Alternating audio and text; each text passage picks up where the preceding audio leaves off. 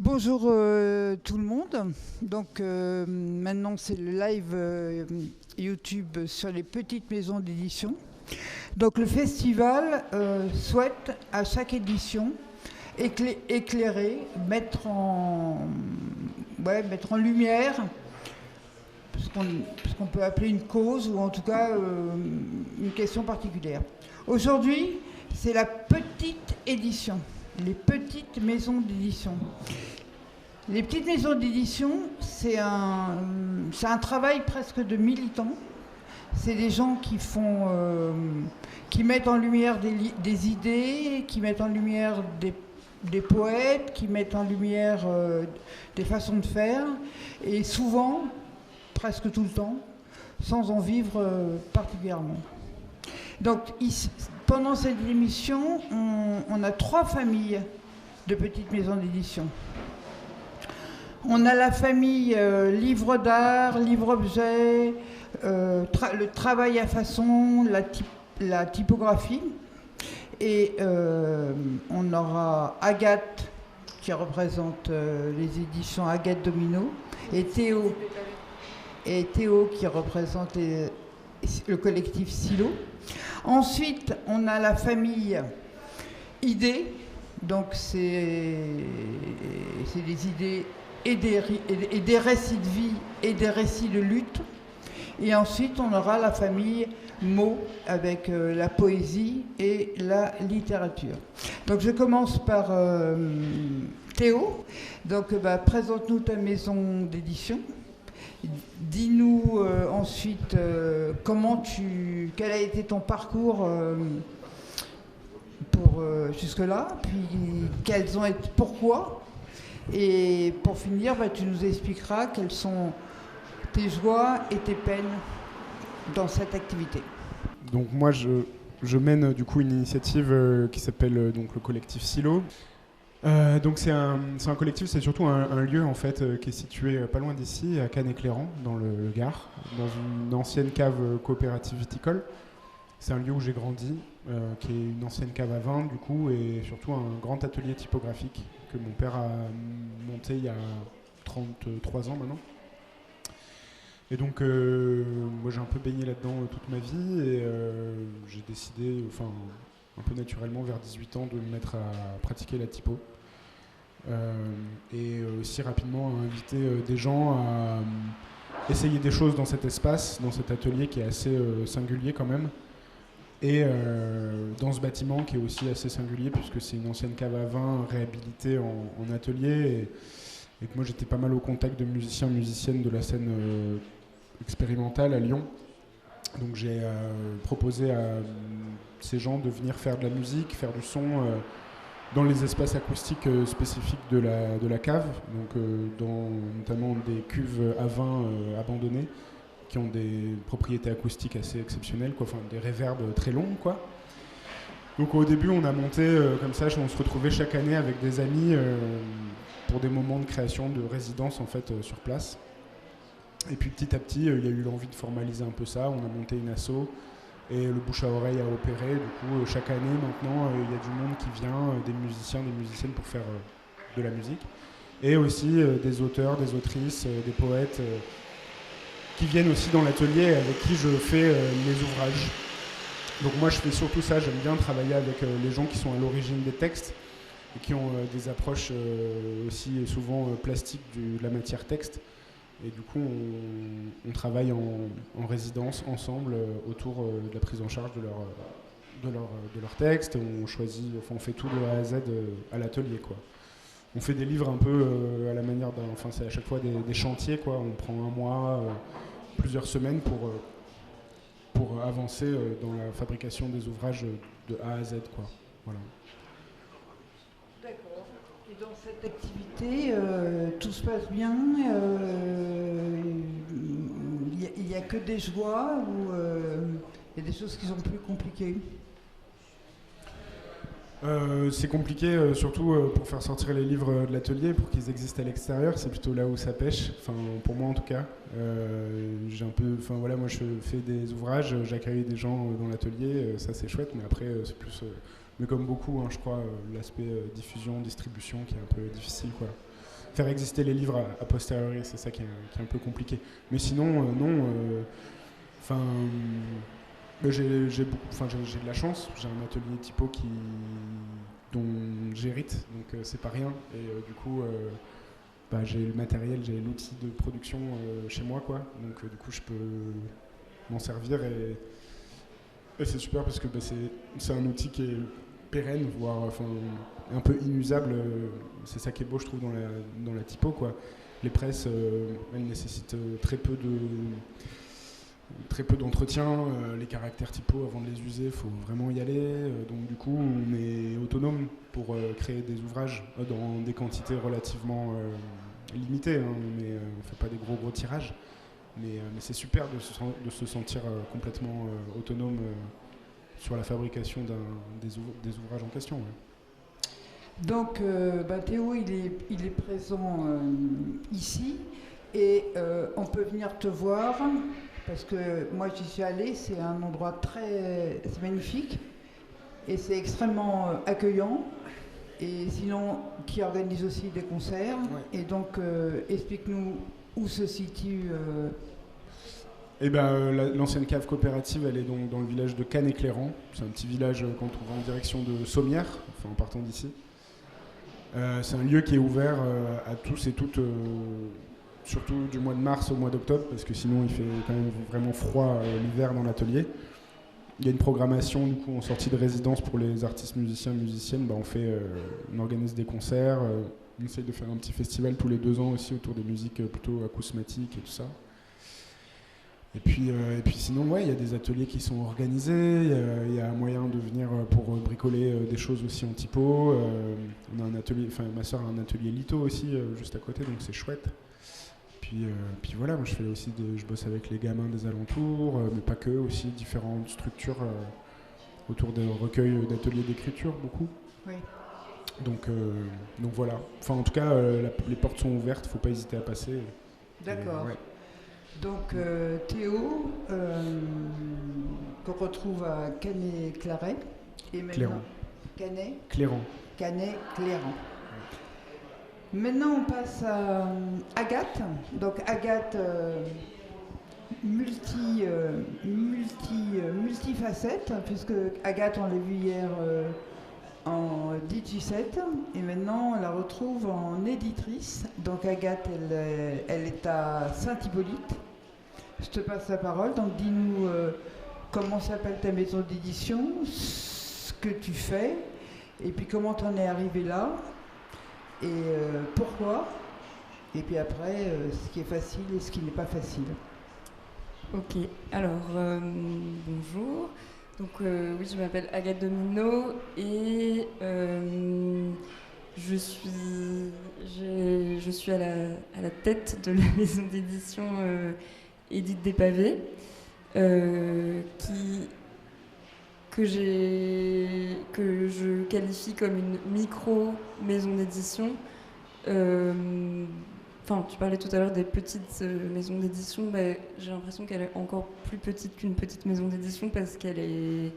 Déjà, elle est pas très vieille, elle compte peu d'ouvrages et je crois qu'elle est pas dans une volonté d'expansion très vaste. Donc voilà, je crois que j'aime bien les choses micro.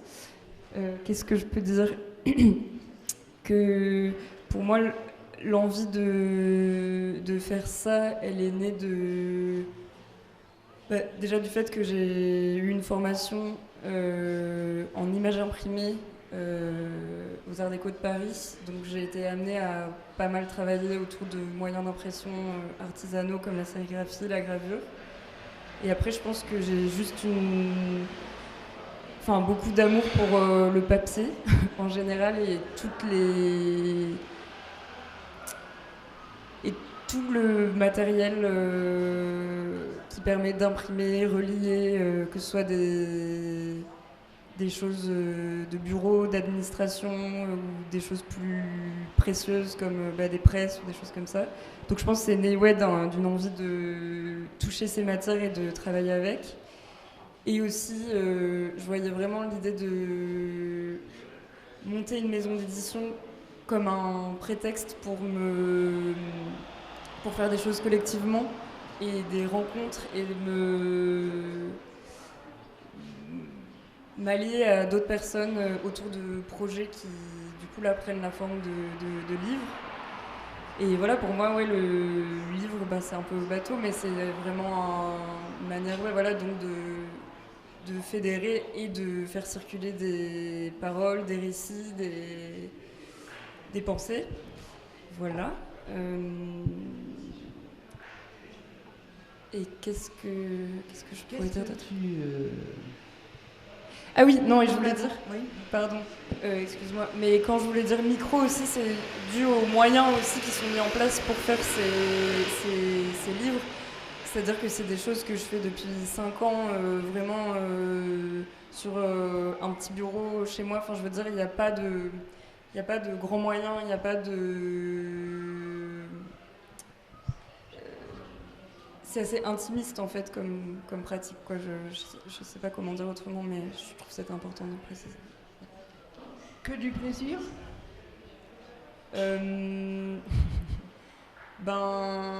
Là, quand j'ai déballé mes choses pour le stand, j'étais quand même, j'ai ressenti, mais c'est assez rare. Enfin, comme disait Théo, je pense que là où ça pêche, c'est que j'ai très peu de facilité à montrer ce travail-là. Donc là, quand je le vois montrer, je pense que ça me fait éprouver du plaisir. Mais après, c'est une activité qui est au-delà des associations que je peux faire avec les personnes pour l'édition de ces ouvrages.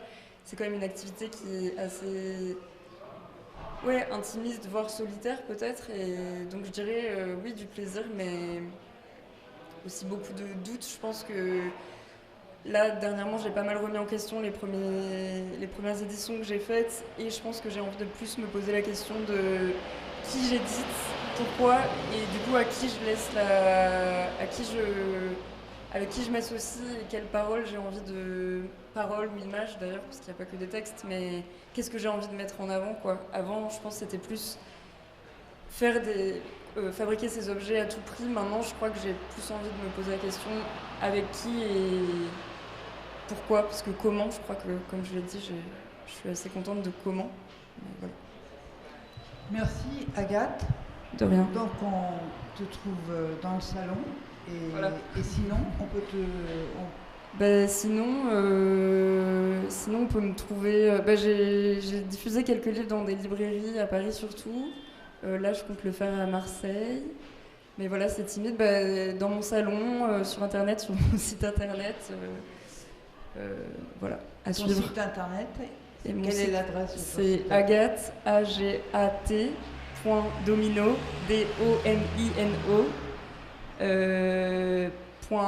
.hotglue, hotglue.me, me. Voilà. Ok. Et Silo a aussi un site qui est silo. C'est www.s-i-l-o.fr.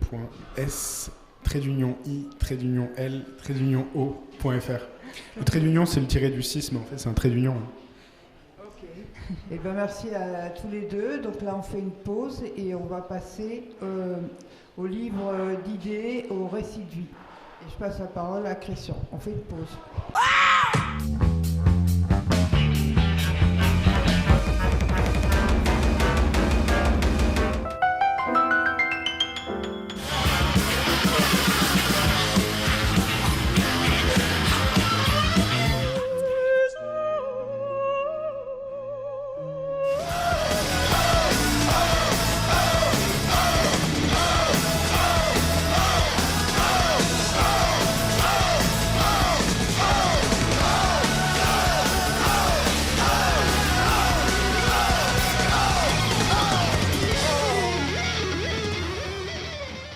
À côté de moi, Julie qui vient nous représenter les éditions du bout de la ville.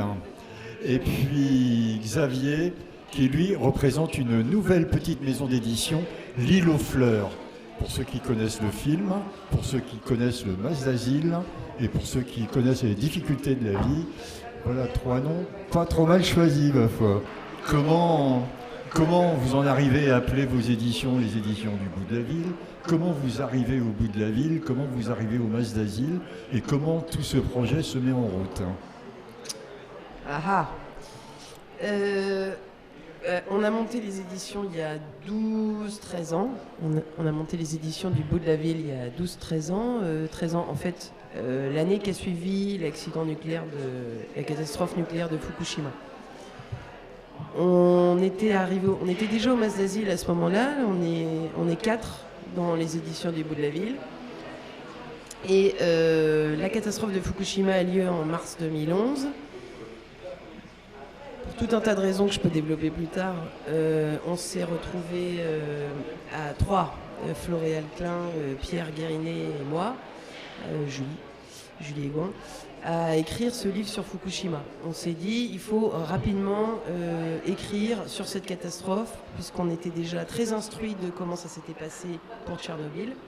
Donc on s'est dit, riche de l'expérience morbide et de toute la négation de la catastrophe, et de l'invisibilisation des conséquences de la catastrophe et de l'horreur qu'on avait fait subir aux gens à Tchernobyl, connaissant bien la situation, on s'est dit il va se passer probablement la même chose à Fukushima.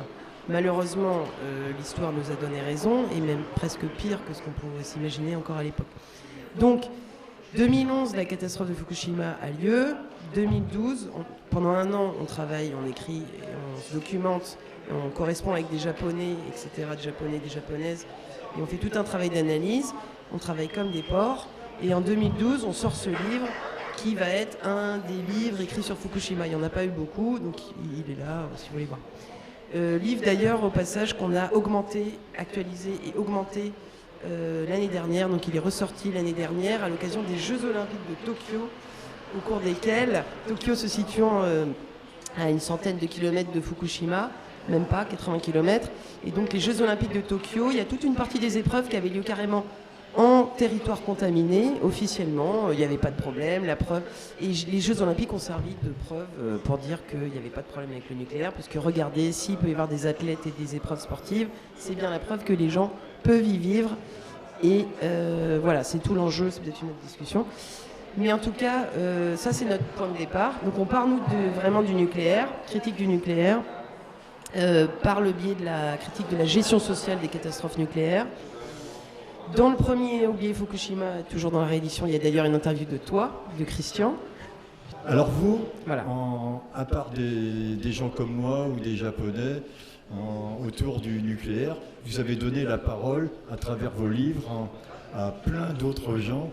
J'ai lu quelque part que vous qualifiez ça de paroles infâmes. Ah oui, ouais. Paroles infâmes.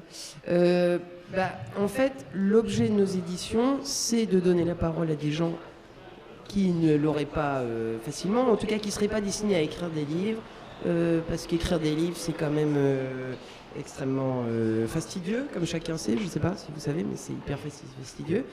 Et souvent, il faut un héritage culturel, d'éducation bourgeoise, etc. Donc nous, l'idée, c'est qu'on a beaucoup accompagné d'auteurs.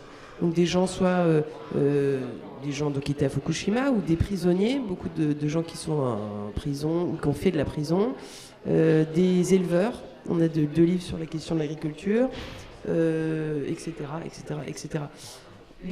C'est effectivement ces trois thématiques, nucléaire, prison, agriculture, c'est vraiment les trois thématiques autour desquelles on a édité le plus de livres. Donc on accompagne les gens de la littérature populaire, de la critique sociale qui ne viennent pas d'en haut, ne viennent pas de l'université, une espèce de langage retrouvé de la base, mais qui ne soit pas un témoignage, voilà, quelque chose qui soit vraiment une analyse du monde, mais produite par des gens qui sont dans la situation qu'ils vivent et qui produisent une analyse du monde à partir de leur matérialité, de leur existence, de leur vie, quoi. Super, voilà. Super. Et on trouve vos livres aussi, d'ailleurs, à l'impossible, à Hadès. Tu vas pouvoir faire une petite pause et puis écouter Xavier nous parler un petit peu de son aventure toute nouvelle avec l'île aux fleurs.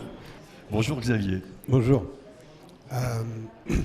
Pour prendre la suite de ce qui était dit là par Julie, moi je fais aussi une double casquette ici parce que je participe aussi à un collectif d'édition qui s'appelle Niet Édition. Niet Édition, à Marseille, c'est ça, hein? Ouais, oui, à Marseille entre autres. Et il y a ce lien sur comment c'est sur la question de l'écriture, effectivement. À Niet Édition, du coup, il y a beaucoup en plus cette volonté de travailler les textes avec des gens qui ne sont pas nécessairement effectivement patentés pour écrire, où il y a même d'amener cette analyse de gens qui sont impliqués, concernés. Il y a beaucoup sur des luttes sociales dans Niet Édition, et notamment cette tentative aussi du rapport à l'écrit, où il y a une activité plus commune sur l'écriture. Je pense que ce que vous avez retrouvé dans votre première édition sur Fukushima, où donc beaucoup, il y a des allers-retours avec celles ou ceux qui ont écrit et celles ou ceux qui l'accompagnent pour que ça devienne un livre.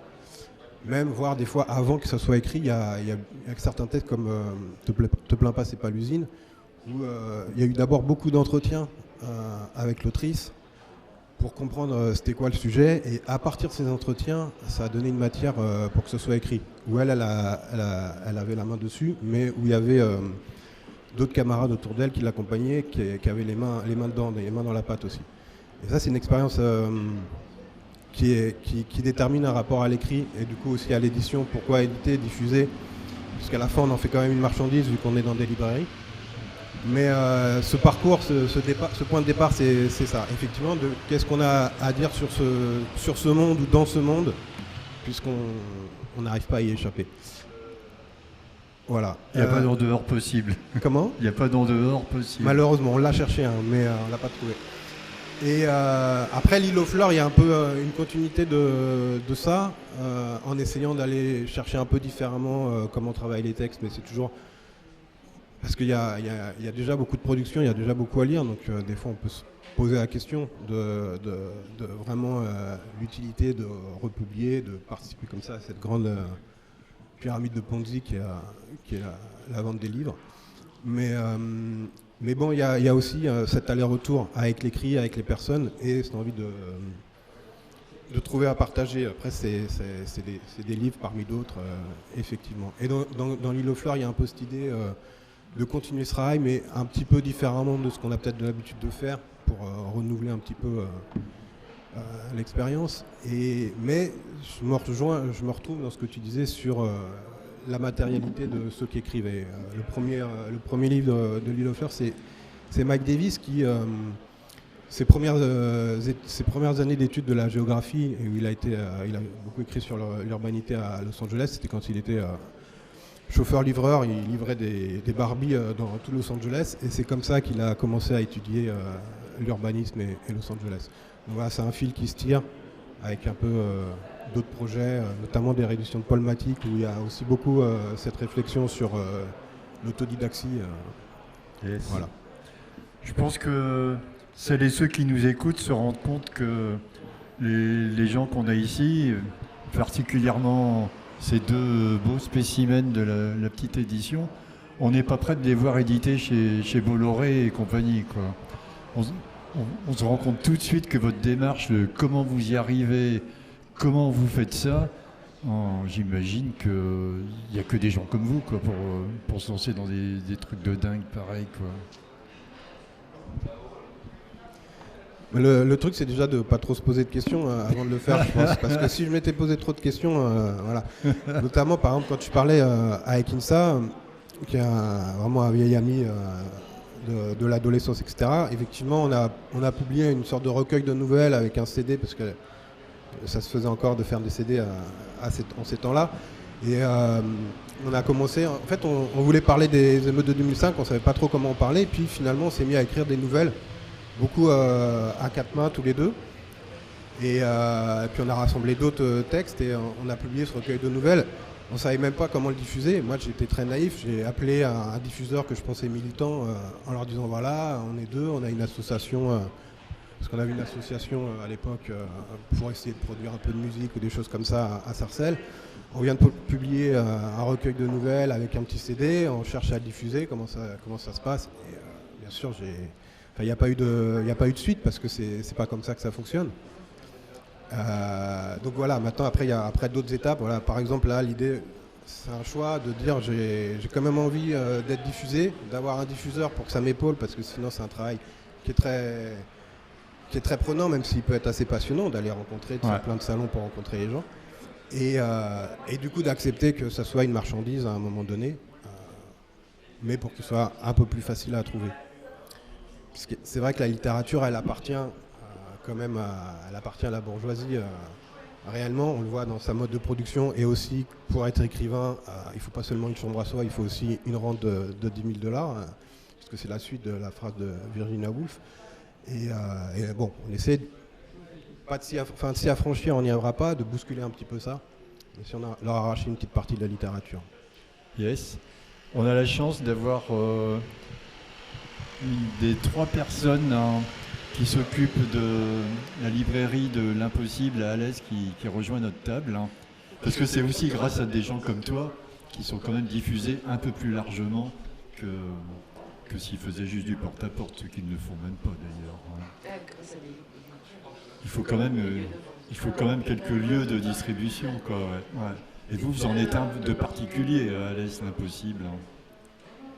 Oui, alors nous on vient aussi un peu de milieux militants. On a tous participé à des bibliothèques militantes, à des lieux associatifs, à des luttes. Et en fait, on n'avait pas forcément envie de reproduire ça, un lieu qui soit étiqueté anarchiste, qui soit réservé aux militants et aux discussions politiques, qui soit quand même assez ouvert. Et par ailleurs, on se disait qu'après tout, c'était pas plus con qu'autre geste militant de faire circuler des livres, qui soient politiques ou non, dans lesquels sont recueillis quand même un peu l'histoire du monde. Enfin, voilà.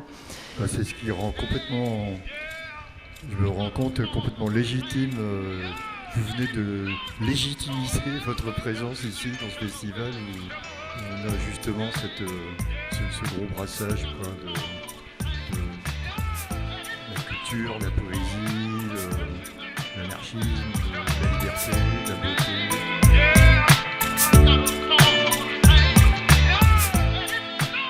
Et nous voici maintenant avec Michel et Patrick, qui eux sont sur un 3e secteur. Je vais vous laisser... Allez, lequel de vous deux est le plus proche de son micro? Je crois que c'est Patrick. Je suis venu à l'édition via un autre éditeur qui lui-même était effectivement très branché sur le livre d'artiste. C'était les éditions Fata Morgana de Montpellier, qui sont quand même relativement connues. Et c'est par ce biais-là que j'ai fait un peu moi-même de livre d'artiste par la suite. Ok. Et pendant combien de temps ces livres d'artistes et pour passer à quoi ensuite? Alors, j'ai pas commencé par livre d'artiste, j'ai tout de suite assez rapidement publié des éditions courantes. Et j'ai adjoint 2 ou 3 années après, un peu par hasard, enfin c'est le hasard d'une rencontre, j'ai commencé à faire un livre d'artiste avec un ami qui habitait à Florac à l'époque, qui est décédé maintenant, François Capelier, qui était un homme de radio. Et voilà, il m'a proposé un texte, une espèce de fiction tauromachie tout à fait improbable. J'avais commencé à faire de l'édition et ça s'appelait Bar Parallèle. C'était une association barroise qui avait publié Cédric de Mangeot, qui est un poète connu, décédé maintenant. On avait publié Bernard Noël, qui était encore plus connu et que j'avais rencontré via Fata Morgana. Et puis, quand j'ai proposé François Capelier, ça n'a pas plu à tout le monde. Donc, j'ai quitté Bar Parallèle en tant que maison d'édition et j'ai lancé ce qui s'appelle aujourd'hui, depuis 2008, Le Bousquet la Barthe, avec François Capelier. Donc, effectivement, j'ai commencé avec un livre d'artiste et très vite, j'ai fait des éditions courantes. Voilà. Michel, qui est à côté de toi, vous avez en commun, à mes yeux, qu'on vous retrouve sur les marchés des Cévennes et de Lozère avec votre étal de livres. Alors, pour l'imprévu, tout a démarré finalement grâce à Patrick, mais il le sait pas peut-être, parce que je l'ai vu une fois au marché à Florac.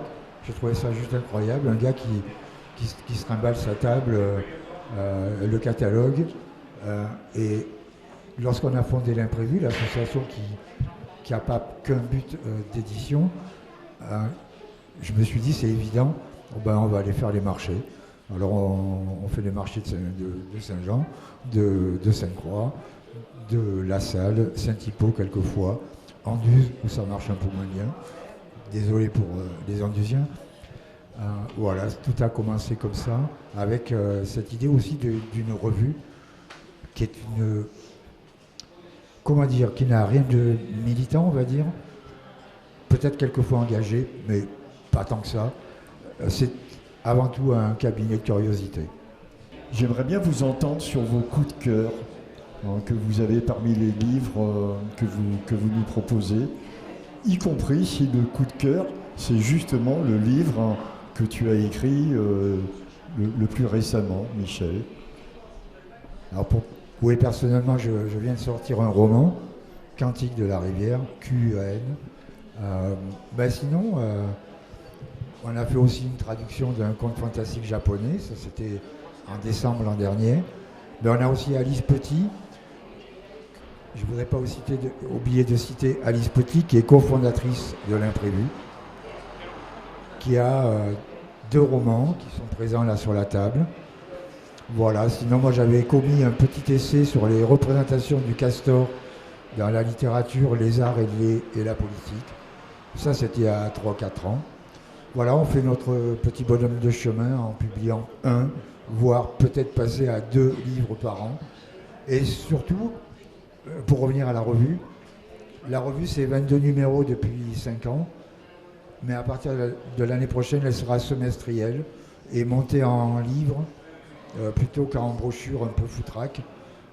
Voilà, parce que ça passera peut-être mieux sur les marchés, voire dans les librairies, parce qu'on ne désespère pas tout à fait quand même de pouvoir aller en librairie, sauf que il n'est pas question de se payer un diffuseur ou de laisser la marge des libraires, la remise libraire.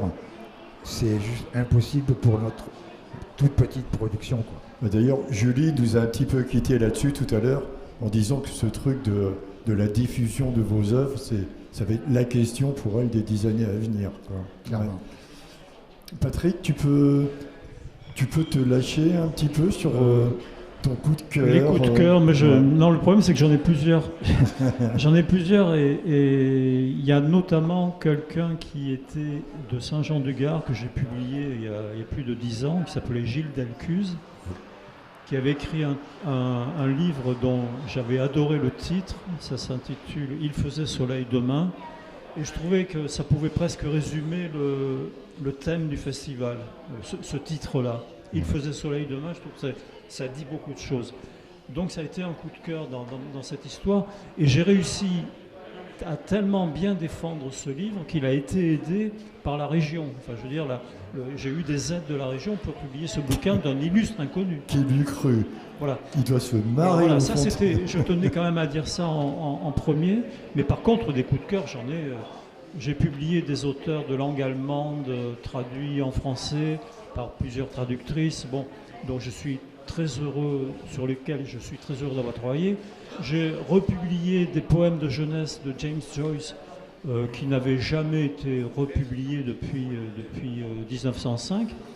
Et je pourrais en citer d'autres, mais voilà, ça c'est des... Et puis j'ai des amis dans les Cévennes qui me donnent, j'ai beaucoup de chance. Je connais quelques historiens cévenols et quelques intellectuels, entre guillemets, cévenols qui me donnent des textes, dont je pense à Jean Siol de la Vallée Française, qui m'a donné un très beau texte sur l'hydrologie en Cévennes. Voilà, mais voilà, il faudrait venir voir sur la table parce que j'en oublie sans doute. Voilà. Bon, alors celles et ceux qui ont la chance d'être ici aujourd'hui au Festival Extravagance peuvent se ruer sur vos tables. Celles et ceux qui sont seulement à l'écoute aujourd'hui, plus tard, un jour peut-être, pourront retrouver Michel aux éditions de l'Imprévu dans un lieu qui s'appelle l'Imprévu, qui est aussi une galerie d'art, dans laquelle vont se passer des choses cet après-midi. Elle se trouve rue Gégène Lafont, à Steugeant-du-Gard. Quant à Patrick Roy, on peut le retrouver sur les marchés de la région. Sainte-Croix-Vallée Française. À Steucroix-Vallée Française, Steucroix-VFS. Je vous remercie à tous les deux, je remercie tous les auteurs, autrices qui sont là. Bonne journée, au revoir.